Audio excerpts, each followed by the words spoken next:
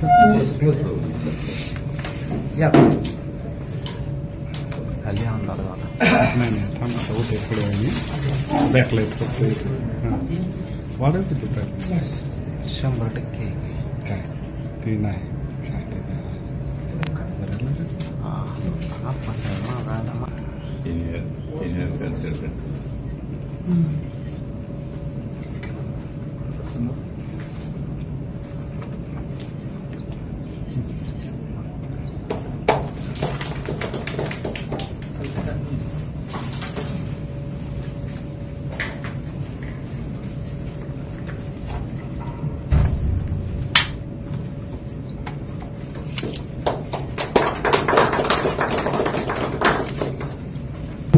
यानंतर डॉक्टर गोडगे सर्व पत्रकार बंधूंचे स्वागत. मी doctor Kishor Godge, neurosurgeon, Jagdale Mama hospital आणि शिवाजी शिक्षण प्रसारक मंडळ यांच्यातर्फे जगदायमामा इथे रुजू आहे.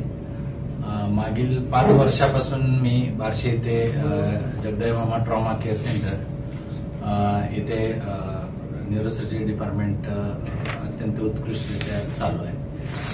आजच्या पत्रकार परिषदेचं मूळ कारण असं आहे की जगदायमामा हॉस्पिटलमध्ये ज्या काही न्यूरोसर्जरी डिपार्टमेंट म्हणजे मेंदू मणका याच्या ज्या शस्त्रक्रिया या अत्याधुनिक पद्धतीच्या केल्या जातात.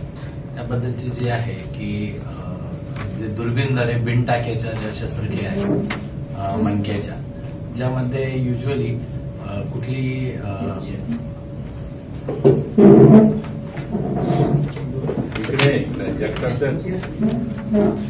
यामध्ये कुठल्याही प्रकारचे टाके न घेता एका छोट्याशा 8 मिलीमीटर म्हणजे 1 सेंटीमीटर पेक्षा कमी होल मधून आपण मणक्याच्या शस्त्रक्रिया करतो. यात गादी काढणे, नसा दुरुस्त करणे म्हणजे सायटिका सारखे जे प्रॉब्लेम आहेत, ज्यामध्ये कंबरदुखी, पायाला मुंग्या येणे, चालायला त्रास होणे किंवा जे रुटीन काम आहेत ते करता नाही येणे, ह्याच्या ज्या शस्त्रक्रिया आहेत ह्या डे केअर सर्जरी म्हणजे युजली आपण केल्यानंतर 1-4 तासात आपण पेशंटला चालवतो, फिरवतो आणि युजली त्या दिवशी किंवा 24 तासाच्या आत आपण ह्या पेशंटला डिस्चार्ज वगैरे करतो. आणि सर्व ऍक्टिव्हिटी तो जो आहे की कुठले रिस्ट्रिक्शन न करता टाके नसल्यामुळे तो लगेच रुजू होतो.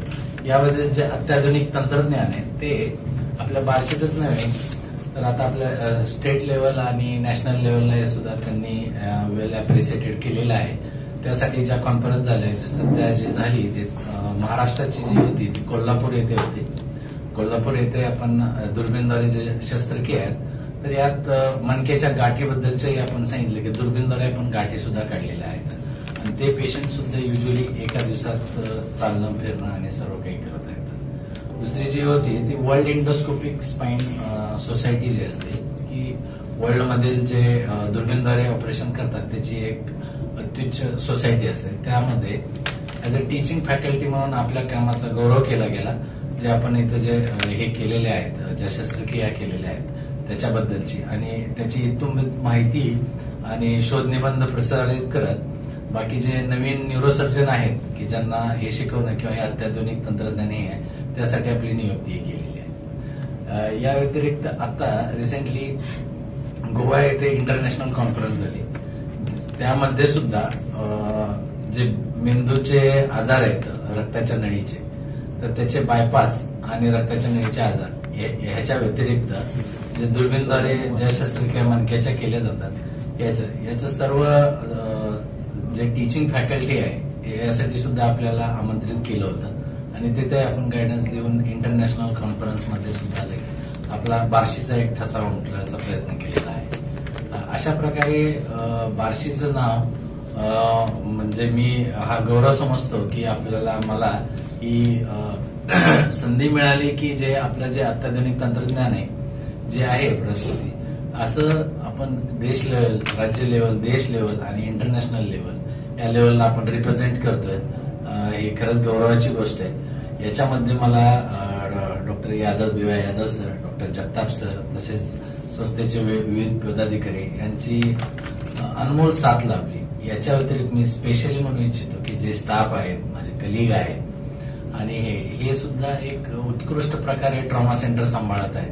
कुठल्याही पेशंटला डॉक्टर एक 5-10 मिनिटं बघून जातात. त्यानंतर जे आहे ते सगळे स्टाफ आणि बाकीचे जे आहेत कन्सल्टंट किंवा जे RMO आहेत, रेसिडेंट मेडिकल डॉक्टर, त्यांचाही यात बराच मोठा वाटा होता. आणि ही खरंच गौरवाची बाब आहे की आपण राष्ट्रीय लेवलला आणि इंटरनॅशनल लेवलला आपलं प्रतिनिधित्व, बार्शीचं एक नाव ठसा उमटवत आहे.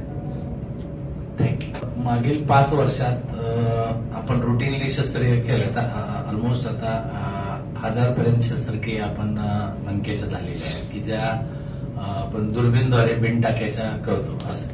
आणि कसं असतं की कुठल्याही पेशंट हा सेम नसतो. 2 पेशंट डिफिकल्टी वगैरे येतात, पण आपण असं कधीच झालेलं नाही की त्याला परत आपल्याला चिरफाड वगैरे करावं लागली किंवा काय. इव्हन याचे सुद्धा आपण शोध निबंध नॅशनल लेवलला वगैरे प्रसिद्ध केले की कशा प्रकारे काय वेगळं होतं आणि कशा अडचणीतनं मात करत आपण हे केलेलं आहे. आणि अशा प्रकारचे जे अत्याधुनिक तंत्रज्ञान आहे ते ऑलमोस्ट 5 वर्ष मी जेव्हा जॉईन झालं तेव्हाच यादव सरांनी आणि जगताप सरांनी आपल्याला इथं अवेलेबल करून दिलं आणि त्याच्यामुळेच हे सगळं पॉसिबल झालेलं आहे. कुठलंही डिपार्टमेंट जे असतं की पर्टिक्युलरली आता आपल्या ज्या मेंदू मणक्याच्या ज्या सर्जरीज असतात ह्या हाय एंड सर्जरीज असतात. आपलं फक्त कौशल्यच नाही तर आपल्याला इन्स्ट्रुमेंट म्हणजे इक्विपमेंट याची साथ तशीच लागते. आणि आपण मिनिमली इन्व्हेसिव्ह म्हणजे कुठलेही टाकं न घेता मग त्याचे जे इंडोस्कोप किंवा जे छोटे छोटे इन्स्ट्रुमेंट असतात, मायक्रो इन्स्ट्रुमेंट, तसेच रक्ताच्या नळीचे जे व्हॅस्क्युलरचे सेट असतात की जे स्पेशली डिझाईन असतात. आपल्याला जनरल सर्जरी सारखं नाही तर यात खूप मिनिमली इन्व्हेसिव्ह आणि हाय एंड इक्विपमेंट लागतात. तर त्याची मी सुरुवात आणि सगळं सांगतो की जेव्हा मी डिपार्टमेंट जॉईन केलं त्यावेळेस आपल्याला ट्रॉमा सेंटर एक हाय एंड सरांनी त्यांनी तसंच सांगितलं की आपल्याला बार्शी आणि शेजारचा परिसर जे आहे उस्मानाबाद, सोलापूर जिल्हा, तसेच बाहेरचे लातूर आणि बीड इथूनही पेशंट येतात त्यांच्यासाठी असं एक सेंटर करायचं की त्याला टर्शरी रेफरल सेंटर म्हणतात. की असं नाही की इथून पेशंट तुम्ही पुढे घेऊन जावा, इथं होणार नाही असं वाक्यच नाही आलं पाहिजे. या दृष्टीने जे आपण डिपार्टमेंट स्थापन केलं त्यात डोक्याच्या पोझिशनसाठी एक क्लॅम्प घेतात. ते क्लॅम्प 12.5 लाखाचा असतो, 12 लाखाचा. तो सुद्धा आपण एक 5 वर्षापूर्वीच लगेच संस्थेतर्फे मदत घेऊन लगेच हे केला. त्या व्यतिरिक्त दुर्बीणद्वारे शस्त्रक्रिया करण्यासाठी जे दुर्बीणचं साहित्य वगैरे लागतं ते स्टोज नावाच्या इंटरनॅशनल कंपनीचं असतं जे जर्मनीहून आपण मागवतो.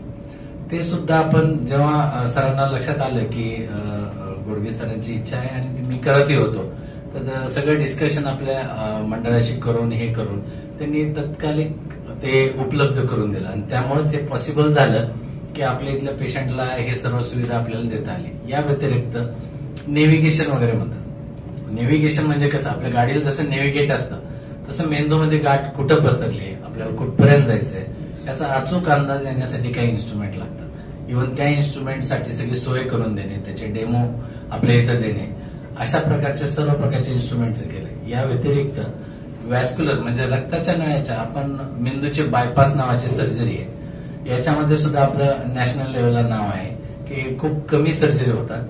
ही सर्जरीसाठी जे धागा असतो तो धागा टेंजर म्हणजे आपल्या केसा दिसत नाही, केसापेक्षाही बारका असतो. मायक्रोस्कोप मध्ये निडलला असलेला धागा सुद्धा दिसत नाही. अशा जे इन्स्ट्रुमेंट त्याला पकडण्यासाठी जे लागतात ते इन्स्ट्रुमेंट हे कमीत कमी 7 ते 10 लाखापर्यंत फक्त एक छोटीशी पेटी असते त्या इन्स्ट्रुमेंटची.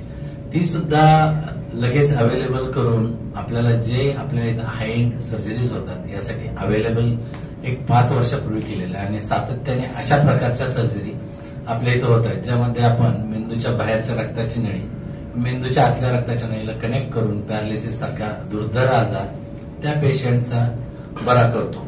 आणि अगोदर पंचक्रोशीतील नाही आता बार्शीतले बरेचशा पेशंटनी त्याचा फायदाही घेतलेला आहे, त्याचा लाभही घेतलेला आहे.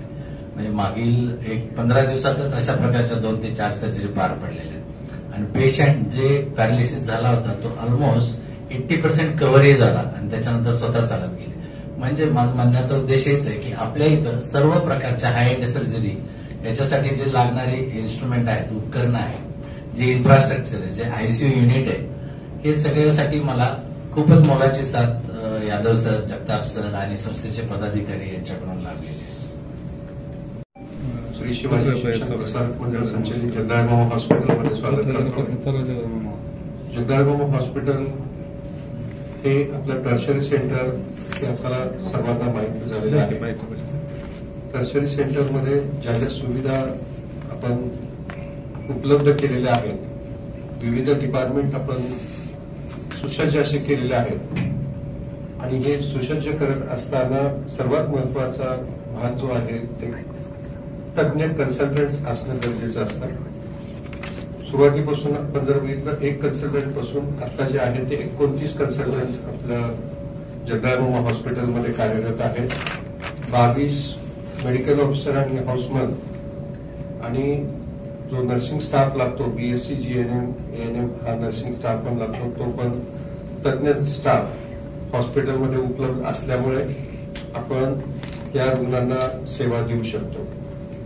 या विविध डिपार्टमेंटमध्ये जर बघितलं तर गोल्डन आवर पेक्षा आता गोल्डन मिनिट्समध्ये जर बघितलं तर न्यूरोसर्जरी विभाग, कार्डिओलॉजी विभाग, पल्मोनॉलॉजी विभाग, न्यूरोनॉटॉलॉजी आणि जनरल जे मध्ये आहेत ते medicine, surgery, gynaecology, paediatric, pathology, radiology आणि इतर इव्हन आपल्या ह्याच्यामध्ये ज्या मायनर ब्रँचेस आपण समजतो पण त्या पण खूप महत्वाच्या आहेत. जसं की फिजिओथेरपी असेल, आहार तज्ञ पण असणं गरजेचं असतं, ते पण आपल्याकडे उपलब्ध आहेत. यामध्ये हॉस्पिटलमध्ये ज्यावेळेस असं वाटत होतं की गेल्या 5 वर्षाच्या अगोदर ऍक्सिडेंट व्हायचे, ऍक्सिडेंट झाल्याच्या नंतर काय करायचं, तर इथून सोलापूरला पेशंट पाठवावं लागायचे. परंतु इथं डिपार्टमेंट चालू झाल्यामुळे सर्व पेशंटचे आपण जीव वाचवू शकलो. नुसते जीव वाचवले नाही तर त्यांच्यातली डिसॅबिलिटी पण होऊ नये यासाठी या सर्जरीज, हाय एंडच्या सर्जरीज आपण इथं चालू केले गेलेल्या आहेत.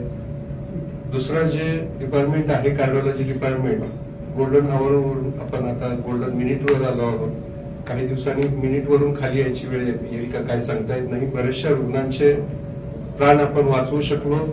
बऱ्याचशा पेशंटची फ्लॅट लाईन आलेली असताना सुद्धा इमिडिएटली कॅज्युअल्टीमध्ये मेडिकल ऑफिसर आणि कन्सल्टंट असल्यामुळे काही पेशंट्सला आपण जीवनदान देऊ शकलो.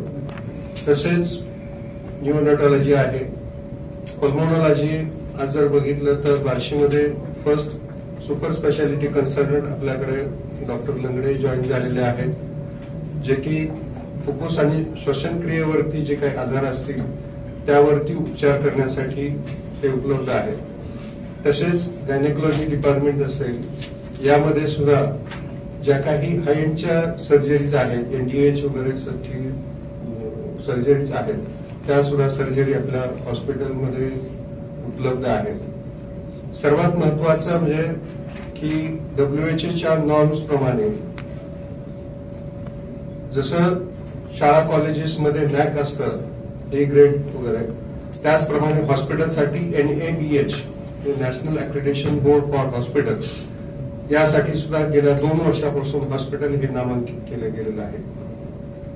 म्हणजे फक्त हॉस्पिटलच्या बिल्डिंग नाही बांधल्या तर त्याच्यामधली क्वालिटी मेंटेन करण्यासाठी सर्व स्टाफ, मेडिकल ऑफिसर, कन्सल्टंट्स इथून तिथून प्रत्येक गोष्ट स्वच्छतेपासून ते कुठल्या कुठल्या सर्जरीज किंवा काही तुमच्याकडे क्वालिटीमध्ये दिले गेलेल्या आहेत का नाहीत आणि त्याचं डॉक्युमेंटेशन झालेलं आहे किंवा नाही, हे बॉडी जे आहे ते नॅशनल ऍक्रेडिटेशन बॉडी असते त्यांनी नामांकित केलेलं आहे. या दृष्टिकोनातून दुसरा जो भाग आहे की फक्त क्वालिटी आणि याच्यावरती नाही तर येणारे आपल्याकडे रुग्ण जे आहेत ते खेडेगावातून येणारे आहेत, गोरगरीब आहेत, चांगल्या स्थितीतले रुग्ण जे असतील त्यांची ऐपत आहे ते पुणे, मुंबई, सोलापूरला जाऊ शकतील, पण ज्यांची नाही त्यांना सुद्धा चांगल्यातली चांगली ट्रीटमेंट बार्शीमध्ये योग्य दरामध्ये मिळणं यासाठी अहोरात्र यादव सर आणि मॅनेजमेंट हे प्रयत्न करत आहेत.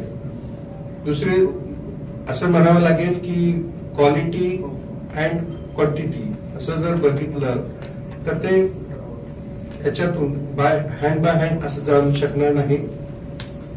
यासाठी आपण कमीतल्या कमी चार्जेसमध्ये योग्य दरामध्ये सर्व सेवा उपलब्ध करून देण्याचा प्रयत्न आपण करतच आहोत. यापुढेही काही दिवसामध्येच आपण कॅथलॅबच्या बाजूलाच सीव्हीटीएस म्हणजे बायपास सर्जरी होण्यासाठी ओटी तयार आहे, परंतु इन्स्ट्रुमेंट्स काय जे आहेत ते घेऊन घातलेले आहेत. हे सर्व जी गोष्ट आहेत ते लोकसहभागातूनच आहेत, सर्वांच्या सहकार्यानेच आहे. ज्या काही गोष्टी असतील मी तर विनंती सर्वांना करेल की ज्या गोष्टी चांगल्या आहेत त्याचा प्रसार होणं गरजेचं आहे आणि ज्या गोष्टी कुठं चुकत असतील तिथं त्या नमूद करून देणं किंवा सांगणं हे पण गरजेचं आहे.